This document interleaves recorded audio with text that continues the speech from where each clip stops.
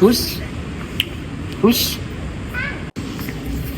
আয় আম্মু, এটা পছন্দ হয়েছে? হ্যাঁ, টাকা দাও। নাই। টাকা নাই তাহলে জুতো দিব টাকা ছাড়া? এটা প্রাইস কত? 1500। দাও। আমার এটা। 50%। এটা পাই থাক। এটা পায়ে থাকবে। হ্যাঁ, এটা পরিবর্তে এটা দিয়ে দেন। কি মার্কেট করলা? এত দুইটা আমি চেক করি, কোনটা আমার।